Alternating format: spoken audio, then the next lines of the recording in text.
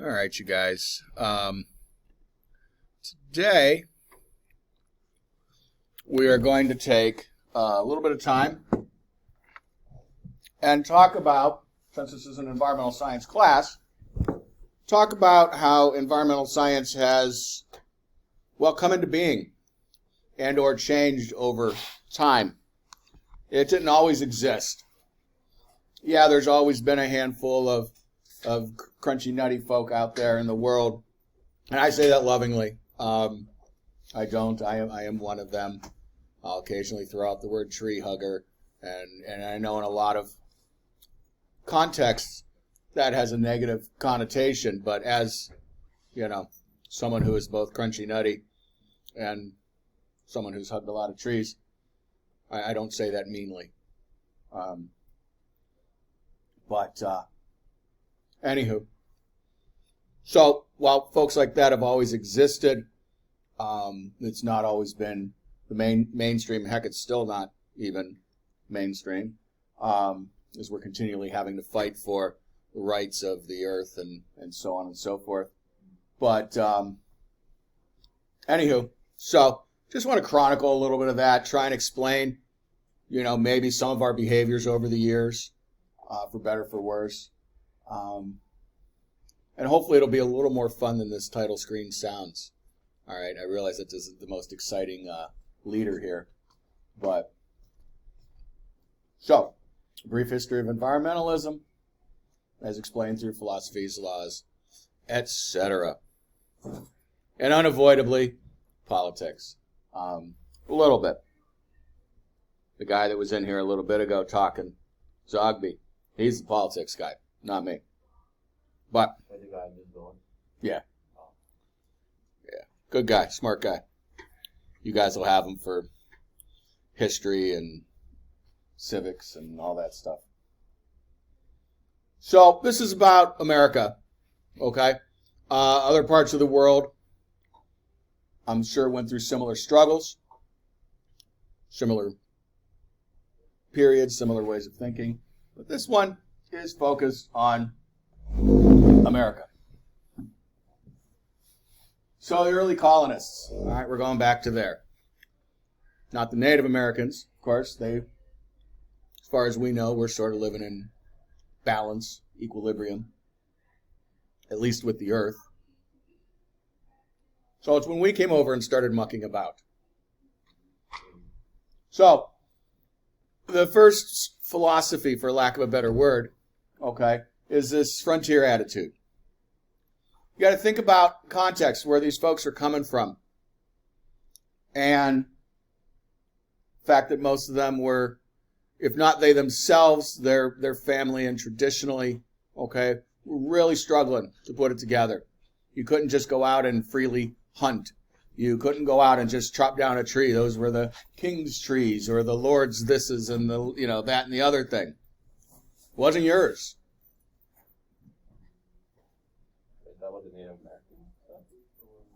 No. Early colonists.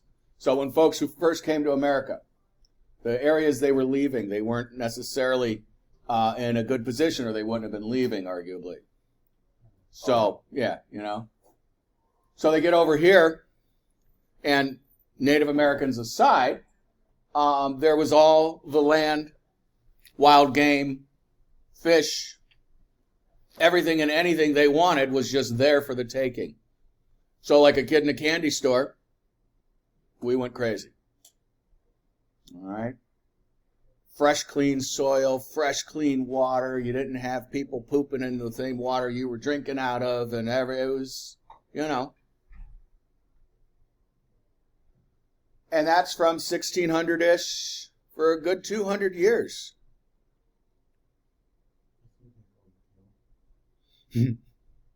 Took us a while to realize what we were doing.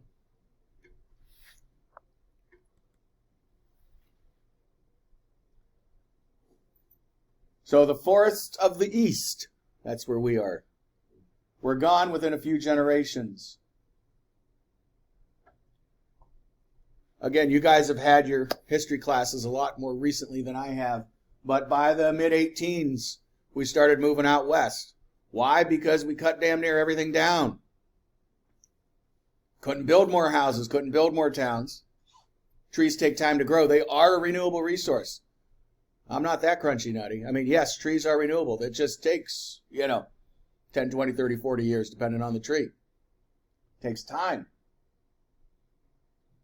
Animal populations take time. I understand you got to hunt and fish. But, anyhow, so we moved out to Ohio. That's where I grew up. The Western Reserve. You guys probably heard about that in history class. Where I grew up was actually Town 1, Range 1. And I'm oddly proud of that for some reason. I don't know why. But Town 1, Range 1 of the Western Reserve. I grew up on graph paper.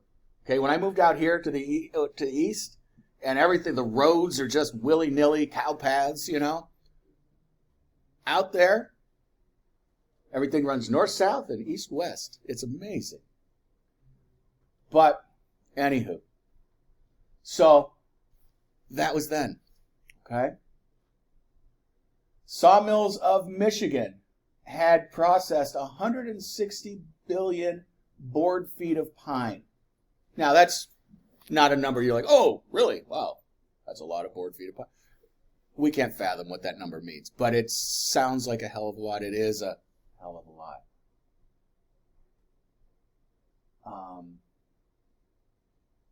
This picture slowly but surely coming into focus. Okay. Now, those probably weren't the guys lumberjacking, but certainly not what we would consider, appropriate clothing nowadays for that job, right? But it's more about the refuse, the killing field behind them. And we just did that across the country. And you guys know enough nowadays that even if they weren't hunting as much as they should, when you do that to the environment, what happens to all the critters that live in that environment? They don't have anywhere to live, reproduce, eat, so on and so forth. They've got to move. Or if not, unfortunately, just kind of starve and stuff. So this was a double banger. But that is an impressive amount of trees down, isn't it? And you'd think they would have pulled more out. Obviously they didn't have logging trucks going in and out. This was a lot more horse and wagon stuff. But still, boy, clean it up as you're cutting it down. Jeez.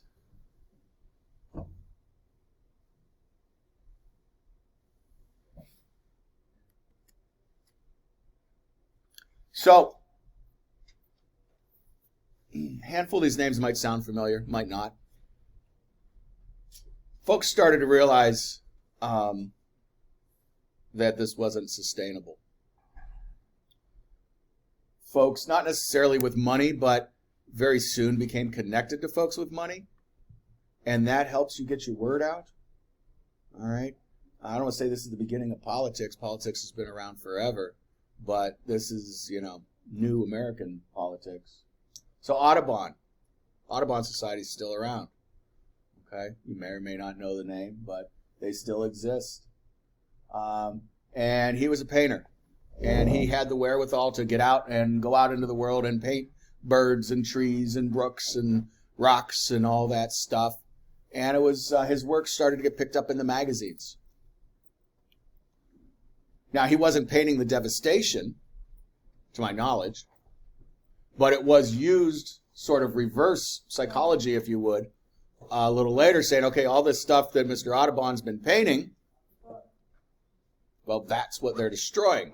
And boy, you want to tick people off, that's a good way to do it. Now, I see a lot of you out there frantically trying to copy this down. These should be on Blackboard. All right? It's not Blackboard. You know what I mean, though. And if they're not, please send me an email. Remind me to put these up there so you could print them out and you could, take anecdotal notes and not just give yourself carpal tunnel running through all this real quick. Okay? Henry David Thoreau. He worked in Massachusetts. And he wrote some books. He lived in a shack in the woods. He also lived on the shore of Cape Cod when you could still just wander out there and put up a shack. And he wrote about the nature and the serenity, the beauty and the serenity of nature. And again, he painted a picture with words, People were starting to read about that and the importance of it and peace of mind and, you know. George Perkins Marsh, he was much more of a textbook guy. But the important part is that these were starting to get incorporated into college classes. People were reading Marsh's work and about man interacting in nature. So it was roundabouts the end of the 18s where we finally got some sort of governmental agency, the American Forestry Association.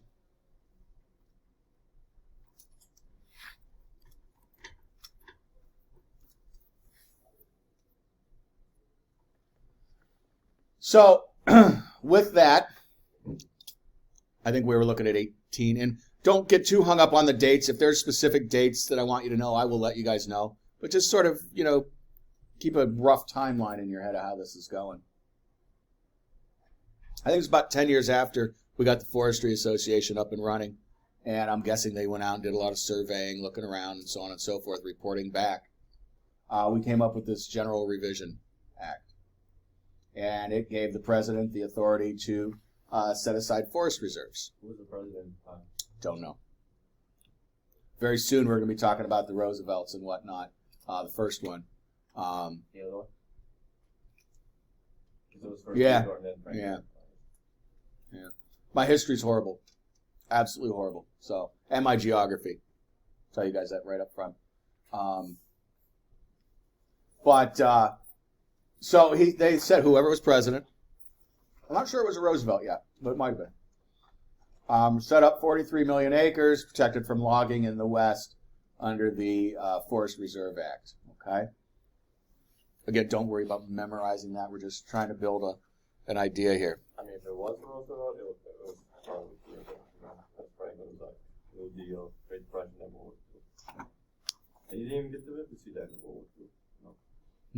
It's true. So, 1907, they revised the General Revision Act. See, I was right. It was years ago. Well, we're not 1907 now. It's a few years later. He might have been in a while. I don't know. He put away 21 new national forests, 16 million more acres, and then signed a bill which revised the General Revisionist Act and said, presidents can't do this anymore. So he reserved a few more and then said no. Now, if you pay any attention to recent stuff, this is still going on. One president will come in and protect a whole bunch of stuff, and then a president will come in afterwards and say, no, we need to drill on that. We're going to unprotect that. And then the next president comes in and redoes it. It's crazy. And it has become a party thing. I'm not sure back then that it was a party thing. Party? What do you mean? Republican, Democrat. But now it more or less, unfortunately, is.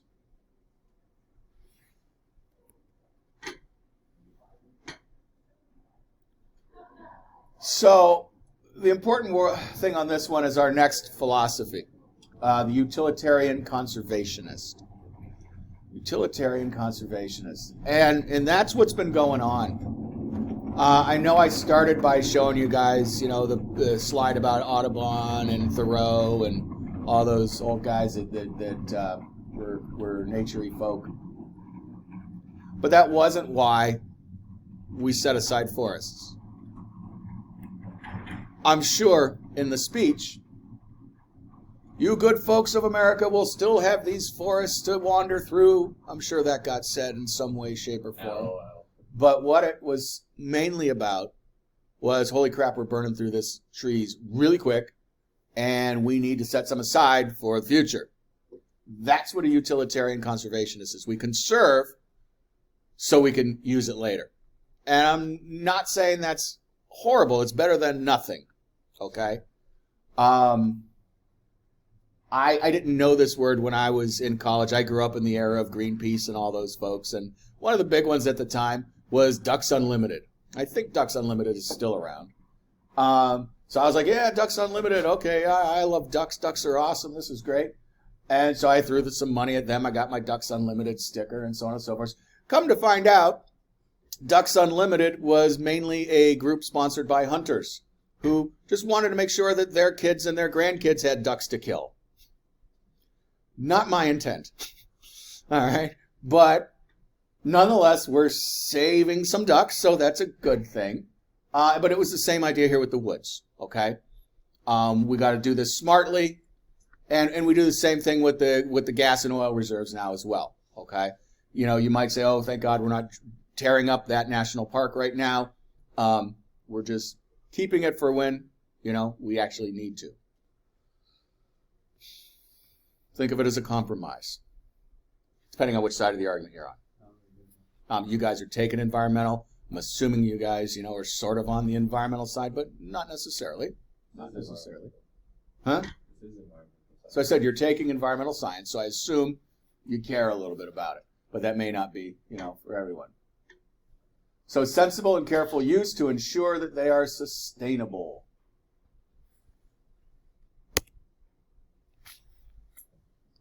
All right. First national park. This is a remember for the test.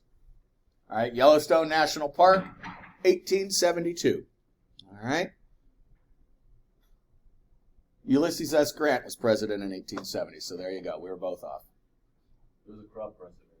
I have no clue. I know one of the national government said that. Yeah. You know, Not relevant in this class, but if he was corrupted into doing this, then that was good corruption.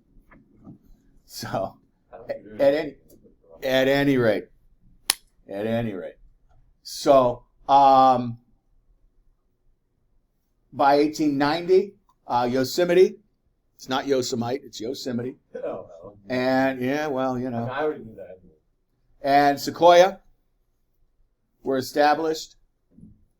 And the Sierra Club, again, still around today, by John Muir, photographed there with one of the Roosevelts, Theodore, I believe. Yeah, that's Theodore. Who's the other guy? And John Muir. And again, this is where money and politics and the outdoors all kind of started to merge together. All right. You wouldn't see a president out there nowadays. Well, you might, but out there going camping in tents. I don't know that he should go camping, but Biden. In his younger days, I'm sure he had his yachting, but I'm not sure about going out into here with horses and tents. But at any rate, so you know, this was crazy times. And things were different. So anyhow, he got out there. John Muir worked his way into a social circle, some way, shape, or form. Or when Roosevelt got out there, he was introduced to Muir. And these clubs had some serious influence. Okay, the Audubon Society, Sierra Club, and again, they're still around to this day.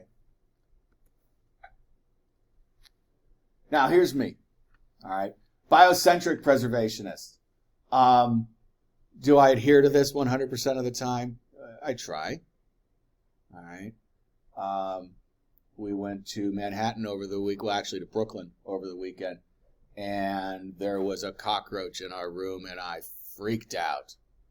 I did not respect its right to live. All right. Oh yeah, with vengeance.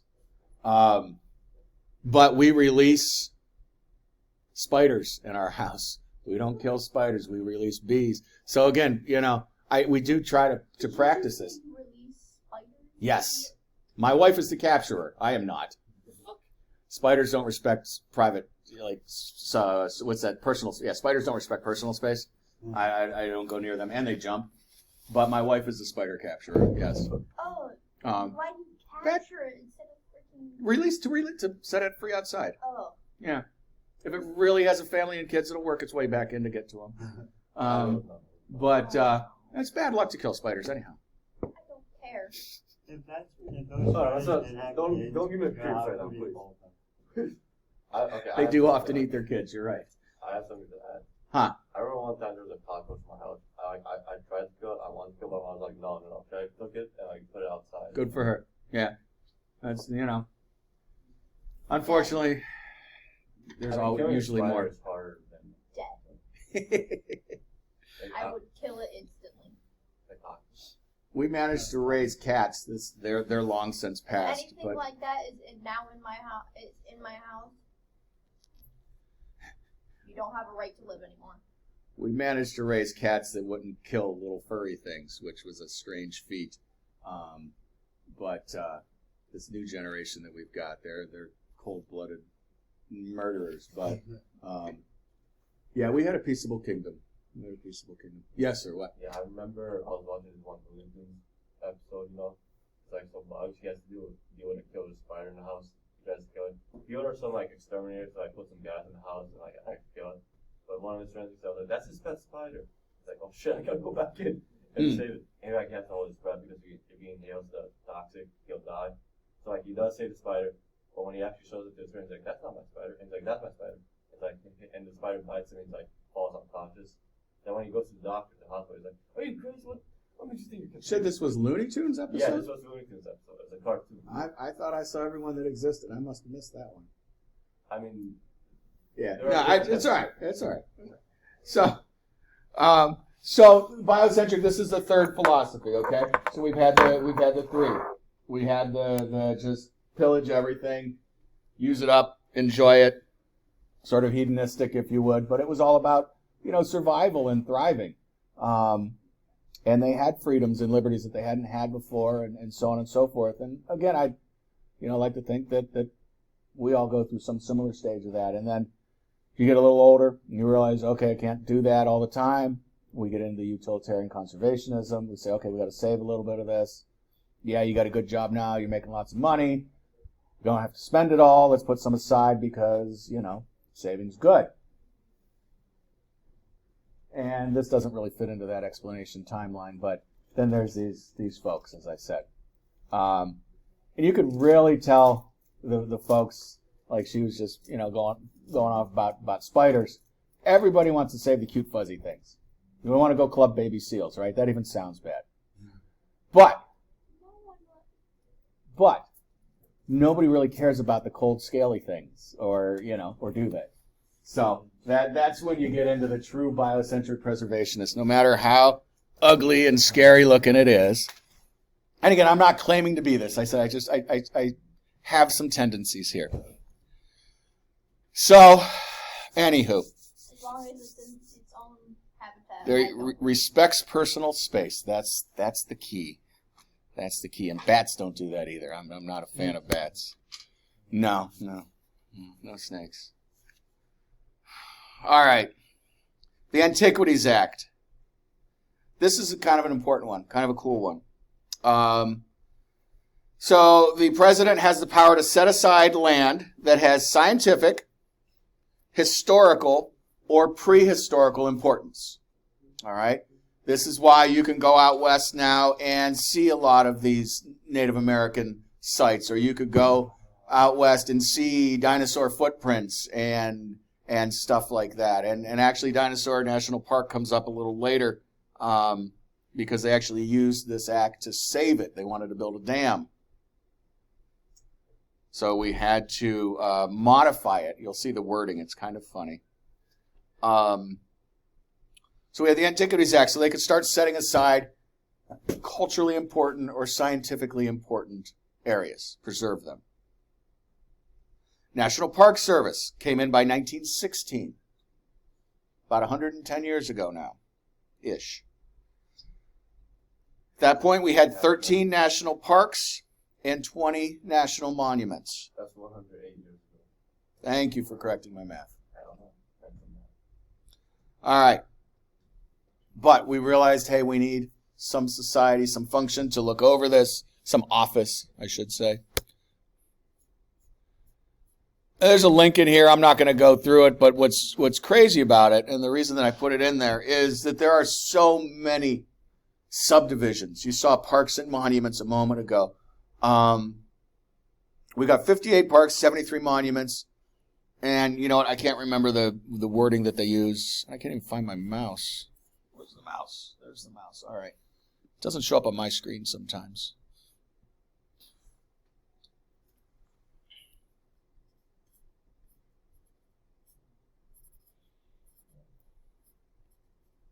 I have a question. Yeah. Oh, you can't see. If you forgot to record. No, it's recording. The problem is that I just can't. Let's try doing that. I can't get the damn mouse on my screen here, so I can't see where.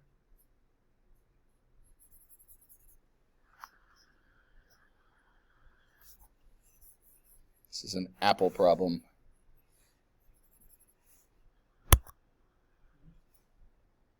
Let's try that.